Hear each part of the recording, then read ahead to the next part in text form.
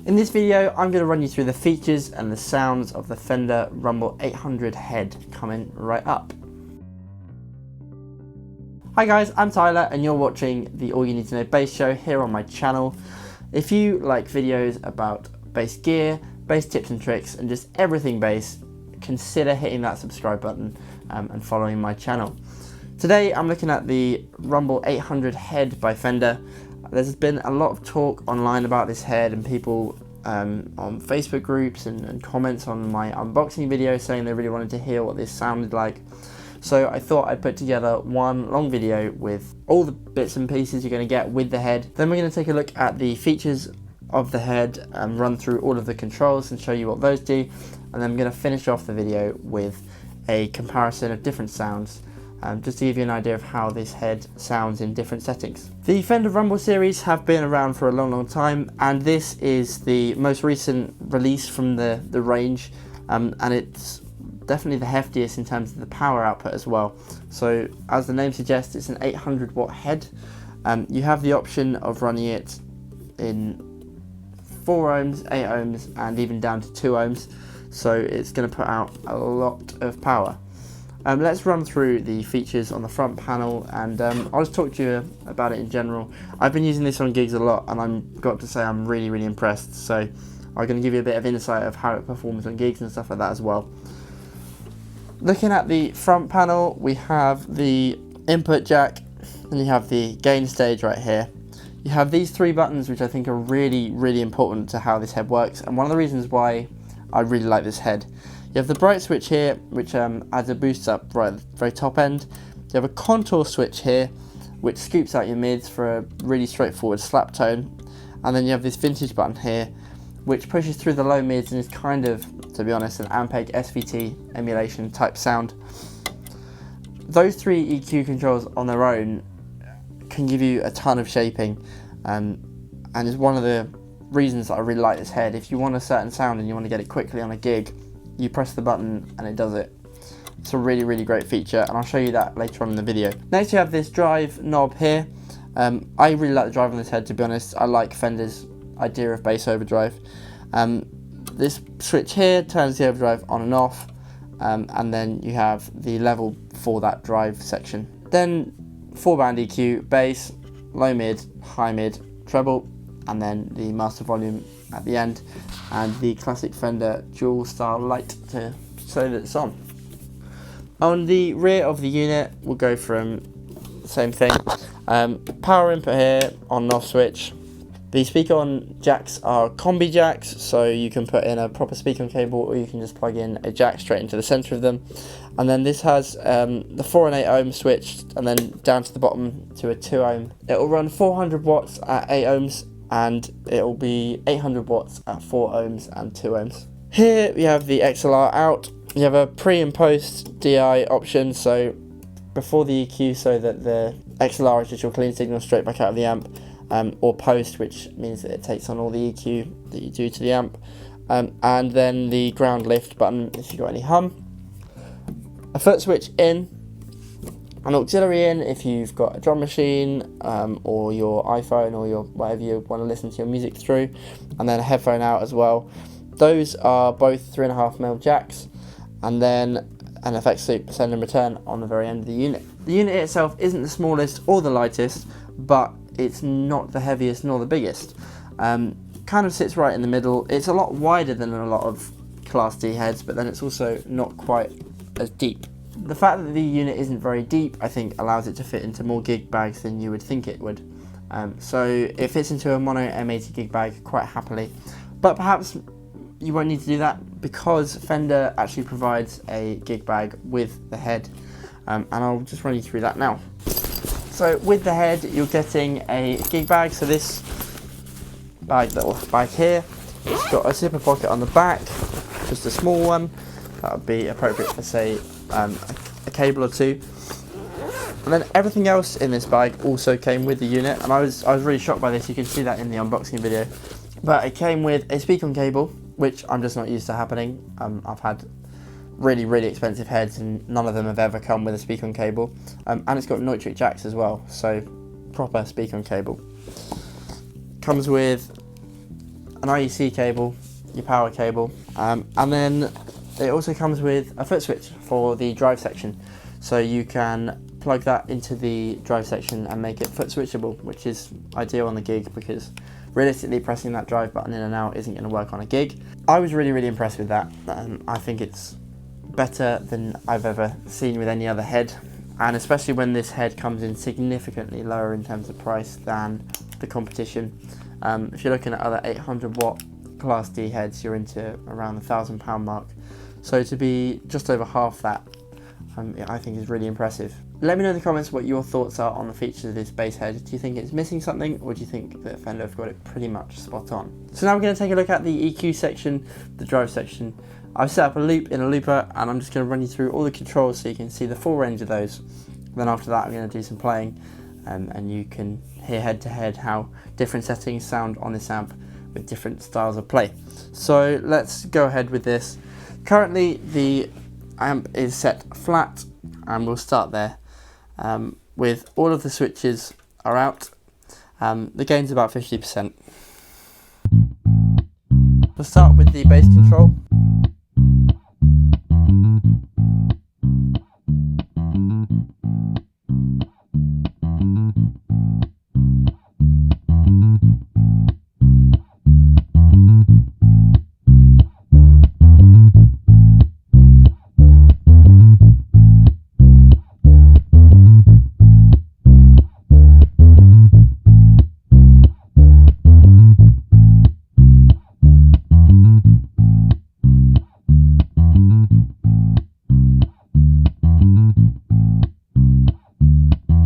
Lot of that. Let's go to the low mid.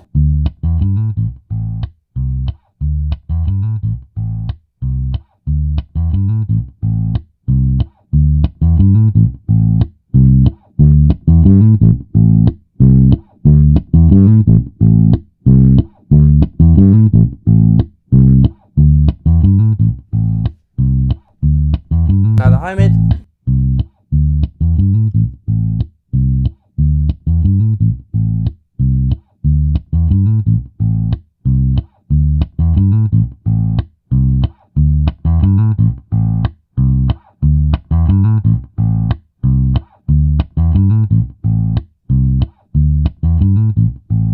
Now the treble.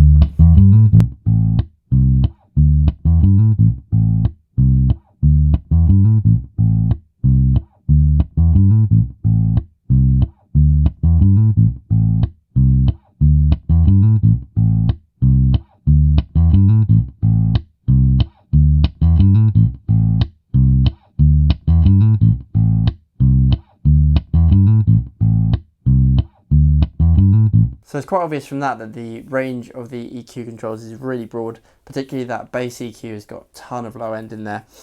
Same goes for the low mid, there's lots of that and a lot of punch down there. I think the high mid really changes the character quite significantly. It really smooths it out if you take it all the way off. And then the treble EQ just adds a nice little bit of top, but to be honest, I normally leave that treble EQ flat. I normally boost the bass in the low mid a tiny bit, and just cut the high mid back a little bit. I've never actually pushed those bass and low mid EQs so far and didn't realise there was so much range behind them, so I'm quite impressed with that. But realistically I can't see myself ever pushing them that far.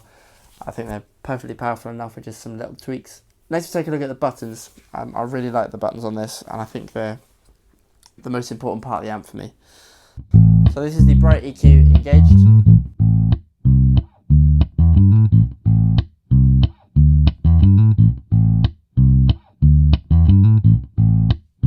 Off again. And in again.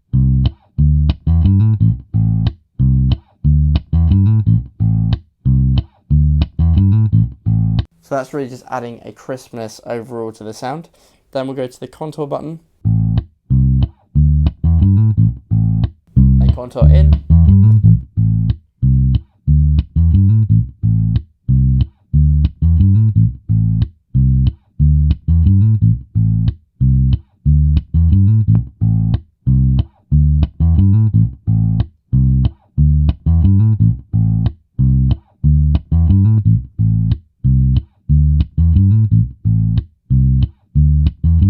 So So that's just your classic scoop sound, particularly playing slap style. I think that really puts you into that slappy style sound straight away. And then we'll look at the vintage control as well. Here we go for the vintage control. Vintage control off at the minute. And then on.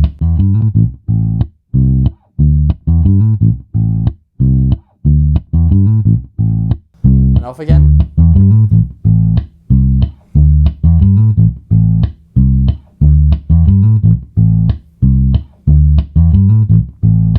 And back on.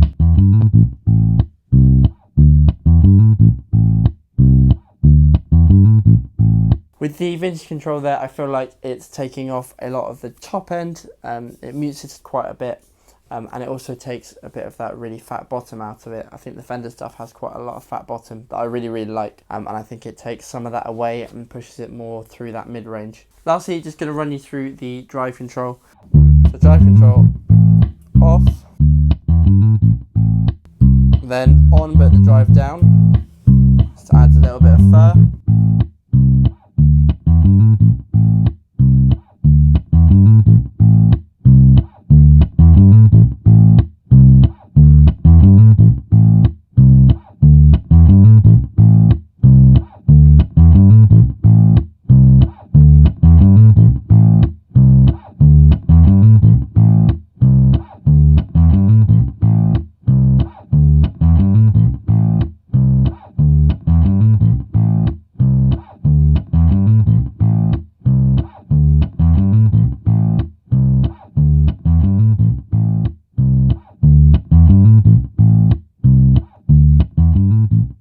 For me, the drive control adds quite a decent amount of drive, but nothing really heavy. I think that makes it a really useful tool for fitting into quite a broad range of mixes. It's much more of an overdrive than it is a fuzz or a distortion. It starts to get more towards the distortion territory, a little bit of fuzziness coming in at the very top end, but I think for the most part it's just a nice bit of saturation, and kind of works quite well to emulate tube saturation as much as it does an overdrive itself. Just add a little bit more harmonics, compresses the signal together a little bit. Even if you have the channel set as it is now, so the drive all the way down but engaged, it adds its own little bit of grit and a little bit of extra harmonic content, which I think helps everything along in the mix, as well as a little bit of compression. So that's the EQ section and the drive. Let me know in the comments what you think of the drive section and the EQ. I think it's really powerful, and let me know what you think about those buttons, because those buttons are one of my personal favourite features, but they might not be for you. I'd like to hear what your views are on those in the comments. In this last section, I'm going to run the Rumble 800 with a few different basses. I'm going to play some pick style, some finger style, and some slap style, and I'm going to use some of the what I would think are the most commonly used EQ combinations to give you an idea of how this head can sound back to back and its versatility.